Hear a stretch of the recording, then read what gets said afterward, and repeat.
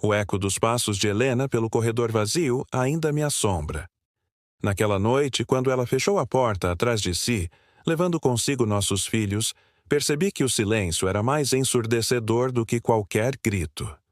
Fiquei ali, parado, com a chave do apartamento na mão, sentindo o peso de tudo o que havia perdido e do que jamais voltaria.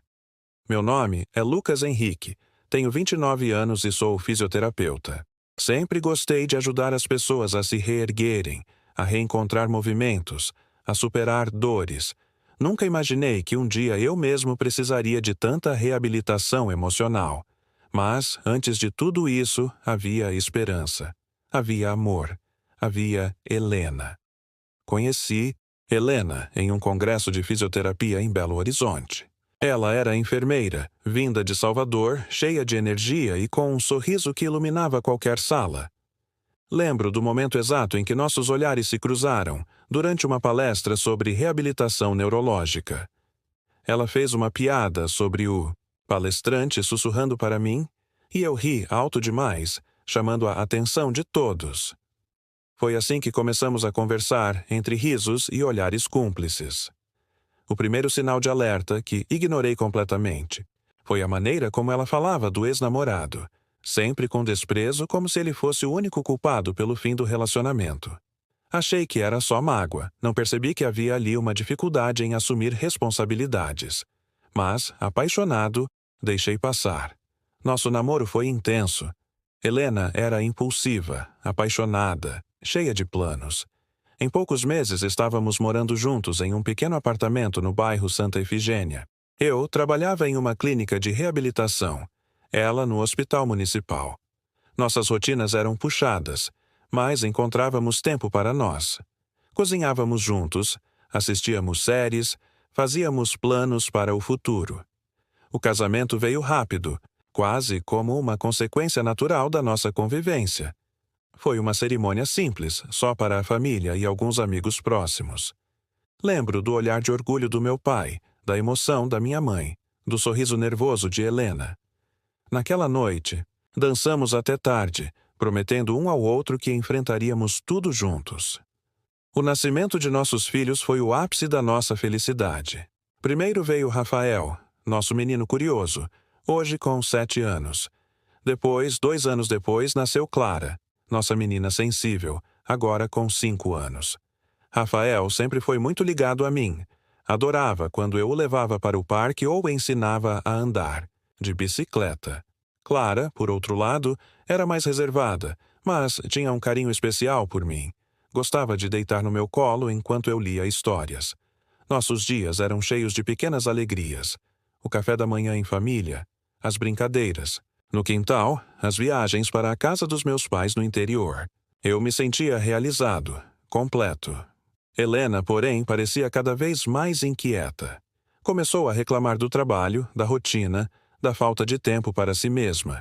Eu tentava apoiar, sugeria viagens, cursos, momentos a dois. Mas ela parecia sempre insatisfeita. Ainda assim, eu acreditava que era só uma fase. Afinal, todos os casais passam por altos e baixos. Eu me dedicava ao trabalho, buscava crescer na clínica, sonhava em abrir meu próprio consultório. Helena, por sua vez, começou a sair mais com as amigas, a investir em cursos de especialização, a buscar algo que eu não conseguia identificar. Nossos filhos eram o centro da nossa vida. Rafael era extrovertido, adorava conversar comigo sobre tudo, desde dinossauros até futebol. Clara era mais tímida, mas tinha uma sensibilidade que me emocionava. Lembro de uma noite em que ela me disse, baixinho, "Papai, eu gosto quando você canta para mim." Aquilo me derreteu. Aos poucos, porém, fui percebendo que algo mudava. Helena estava mais distante, evitava conversas profundas, se irritava, facilmente. Eu tentava me aproximar, mas ela se fechava. Ainda assim, eu acreditava que o amor superaria tudo. Não percebi que estávamos nos afastando, que o abismo entre nós crescia a cada dia. A traição veio como um raio em céu azul. Descobri, por acaso, ao ver uma mensagem no celular de Helena. Era de um colega de trabalho, um médico do hospital. As palavras eram claras, íntimas demais para serem apenas amigos. Meu coração disparou. Minhas mãos tremeram. Confrontei Helena naquela mesma noite. Ela não negou. Disse que estava infeliz, que se sentia sufocada, que precisava de algo novo. O catalisador da crise foi uma discussão banal sobre as férias das crianças. Eu queria viajar em família. Ela queria ir sozinha para um retiro. A discussão escalou. Palavras duras foram ditas e, no calor do momento, ela confessou tudo. O complicador foi a postura dos meus sogros, que imediatamente tomaram o lado dela, dizendo que eu era ausente, que não dava atenção suficiente. Senti-me traído não só por Helena, mas por toda a família que eu considerava minha. O divórcio foi rápido e doloroso. Helena pediu a guarda compartilhada, mas, por influência dos pais e do novo namorado, conseguiu a guarda principal. Fiquei, com direito a visitas nos fins de semana alternados. Rafael, meu filho mais velho, ficou revoltado. Ele sempre foi muito ligado a mim e não entendia por que não podia mais dormir em casa todos os dias. Clara, mais sensível, se fechou ainda mais. Passou a ter pesadelos, a chorar sem motivo. Perdi o apartamento onde morávamos. Era o nosso lar, o lugar onde vi meus filhos darem os primeiros passos, onde construímos tantas memórias. Tive que voltar a morar de aluguel, em um lugar menor, longe do bairro onde as crianças estudavam. Financeiramente, foi um baque.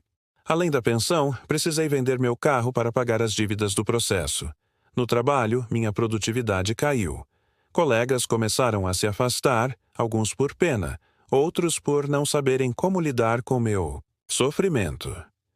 Socialmente, perdi amigos em comum, que tomaram partido de Helena ou simplesmente sumiram. As festas, os encontros, tudo ficou mais vazio. Meus pais tentavam me apoiar, mas eu sentia vergonha de ter fracassado. Passei a evitar reuniões de família, a me isolar. A perda emocional foi a mais devastadora. Senti-me inadequado, incapaz de manter minha família unida. As noites eram longas. O silêncio do apartamento novo me esmagava.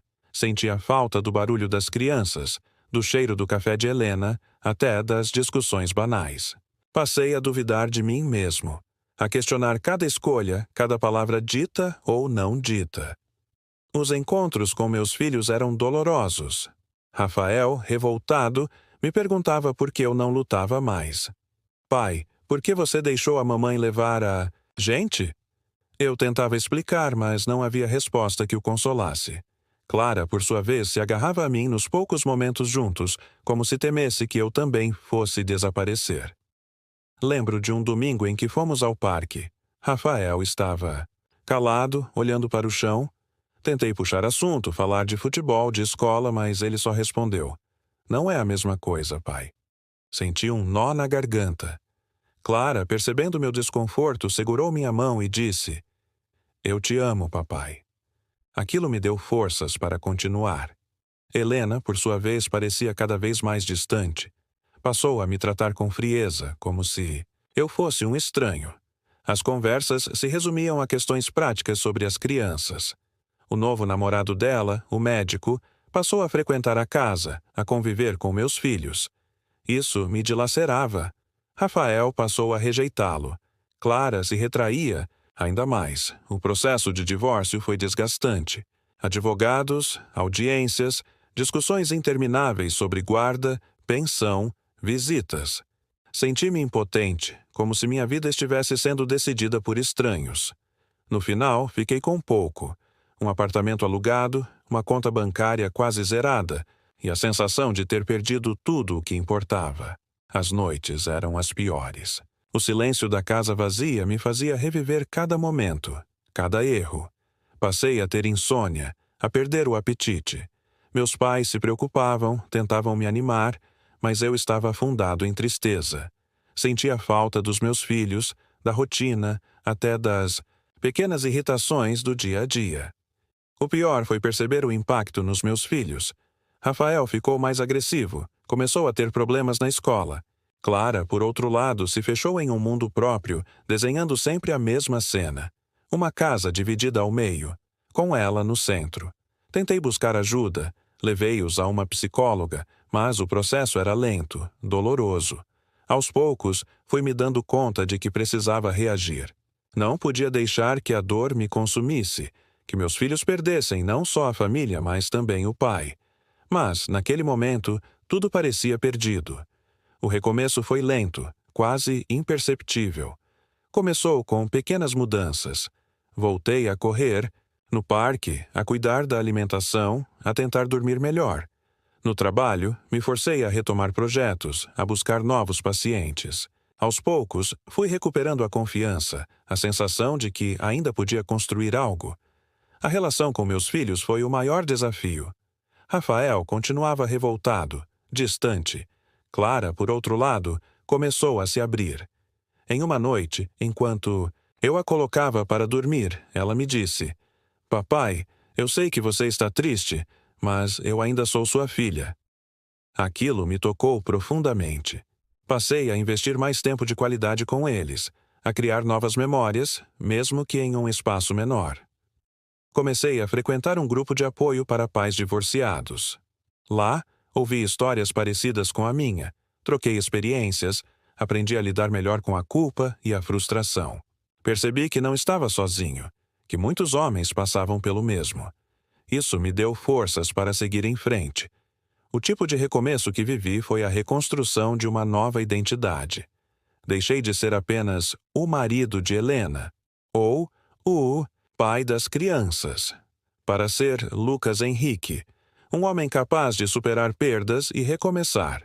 Voltei a estudar, fiz uma especialização em fisioterapia esportiva, abri meu próprio consultório. Foi difícil, mas, aos poucos, os pacientes começaram a chegar. Rafael melhorou quando decidi ser honesto com ele. Em uma tarde, sentei ao seu lado e disse: "Filho, eu errei em muitas coisas, mas nunca deixei de te amar.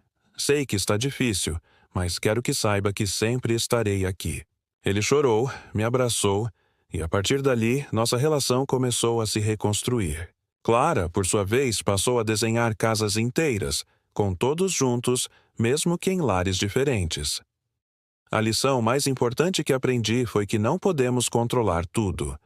Às vezes, por mais que amemos, as coisas desmoronam, mas é possível reconstruir, criar novos caminhos, encontrar sentido mesmo na dor.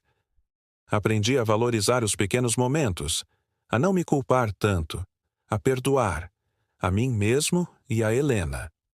O tempo para a recuperação foi de quase 2 anos. Não foi rápido, nem fácil. Houve recaídas, dias em que pensei em desistir. Mas, aos poucos, a vida foi retomando o ritmo. Fiz novos amigos, reencontrei antigos, voltei a sorrir. Passei a valorizar mais minha família, meus pais, meus filhos. Hoje, olho para trás e vejo que, apesar de tudo, cresci. Meus filhos estão bem, cada um lidando à sua maneira com a nova realidade.